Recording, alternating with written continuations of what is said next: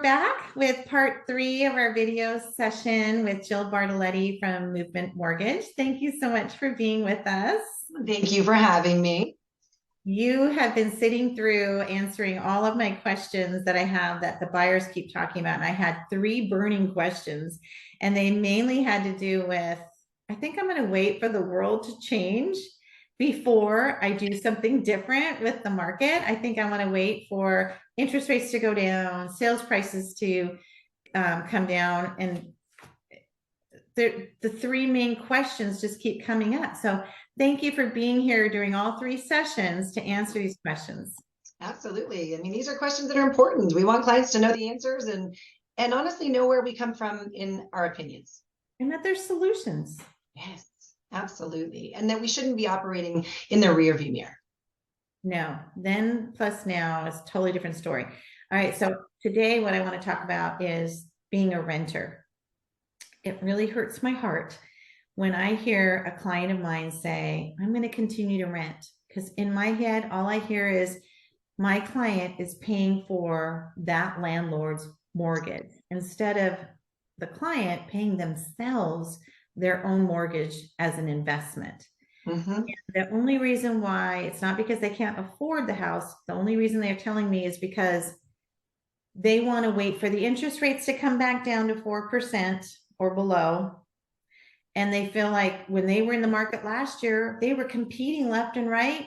You couldn't even think for 10 seconds if you want to buy that house or not before it was snatched up and for $100,000 over asking price. So today they say, I'm gonna rent until that whole thing cools down. So what would you say to that?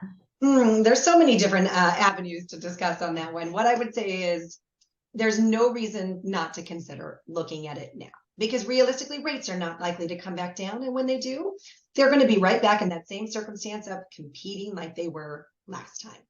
And what we're looking to do is find the best possible price on the home. And by doing that, we're going to lock in their budget. We're going to lock in that mortgage payment. And what they're never going to do is lock in their rent. Their rent is not dictated by them. It's the landlord. So if they want to raise it every 6 months, they can do so. So true. And if you are looking at the cost over time, like if you experience 5 years, 10 years, 15 years, it's very rare that a renter looks at those numbers and realizes how much they're spending. And these are staggering numbers.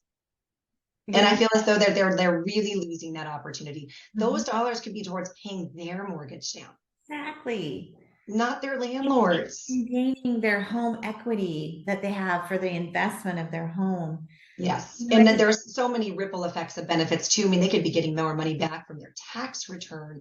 You know, the ownership aspects of this are just endless for them. And feeling as though that the market should dictate their timing, I feel like that's not the right option. What they need to discern is when the timing is right to move, and then look at what they're able to afford. Because oftentimes they might be very pleasantly surprised and then able to participate in the market. And then what I'm hearing from being with you on our video session 1 and part 2 is interest rates, they're most likely not going to be going down to that level unless some horrible drastic thing happens again, like COVID, and, you know, Lord help us, that's not going to happen. So that was driven down artificially to get us out of that horrible situation. They're not going to go down that far again. I mean, we certainly hope that they won't. It should not be the expectation. I think the proper expectation would be rates in the high 4s, but more than likely in the 5s, whether that is lower, mid, upper.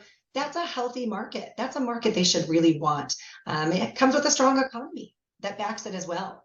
Yeah, you know, that is what's normal. It's like 6 to 7%. I remember when I bought my house, it was 8%. And being in real estate for over 25, 28 years, I've seen the interest rates go up and down, but they're pretty much around that 6 to 8%. COVID just artificially pushed it down because it had to. So waiting for the world to change, for the interest rates to go down to that level is simply not going to happen unless there's another drastic, horrible event. Yeah, I would agree. I feel as though that unless something completely out of any of our controls were to take place and require stimulus to do so, nobody should want and or expect rates to be there. We need to come back to the conclusion of looking at historical rates, just like you talked about. I mean, we have grandparents and the families of anyone that could have bought it 13 or 14%. Yeah. And if you are looking at where rates are, even if we get back down to the fives, that's a really amazing rate. And it's going to bring an awful lot of people back into the market now that we've experienced post-COVID interest rate hikes.